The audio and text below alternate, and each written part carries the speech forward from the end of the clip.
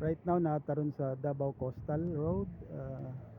Usahay basta gabi diri ko magtambay kay relaxing kay nga lugar, makawala sa stress.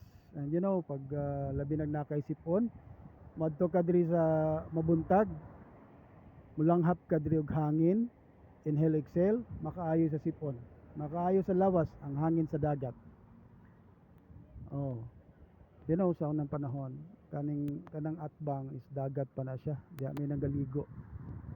Paghimo aning coastal, daghag napiktuhan kay na mga lot owners o mga beach owners diha, pero mas daghan nakabenepisyo. Kita man niyo ang nakabenepisyo ani nga project, dili lang Davao, dili lang Davao City, kundi tibuok Region 11, tibuok Mindanao, kutob sa mga gihay diri. In fact, ginaadto ni siya diri para lang mag joyride, no? Oh. Gikan sa Bata, Tiguang, Tambok, hastang way Bagang, mag-enjoy diri. Jogging, mag-bike, mag-hiking, tanan, mag-exercise, magpawala sa stress. So daghan kay benepisyo, daghag na ka benepisyo ani paghimo nga project. Wala gyud ko magdahom ani kay sa una early 2000 nadunggan na nako ning pero pasalamat ta ka na materialize gyud nga project sa panahon ni President Rodrigo Duterte. Mo nang thankful yun kay tanahimong Presidente Senior Duterte, no? Kay kung wala pa basig hantod karon damgo lang gihapon eh.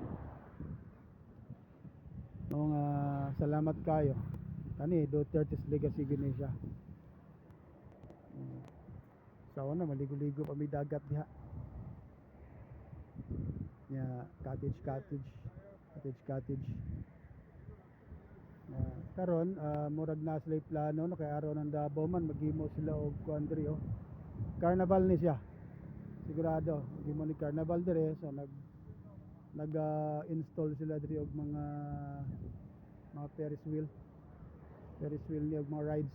So siguro next week maging operational na rin. So nanaputi additional attraction diri sa Davao Coastal Road. Adto mo dire, maka-enjoy ni nga lugar, malingaw mo dire. Masin pagwa mo'y kwarta, maglaglag lang mo dire, magpahangin, malingaw mo. Ay ako, mao man ni akong ginaadtuan dire kana bitang maglabad akong ulo, madto dayon ko dire. And malingaw pug ko sa mga gihay, sa imong makita, labi na og adlaw kay makita nimong dagat. O nya nakoy napansin dire daghang nagdaga-hitch rides.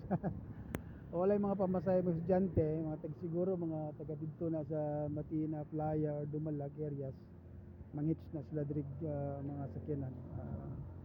Buotan ng mga taga Davao, ginapasakay pod sila, daghan pod maluoy sa ila. Salamat sa mga car owners nga nagapasakay, no, sa mga estudyante nga mga walay pamasahe.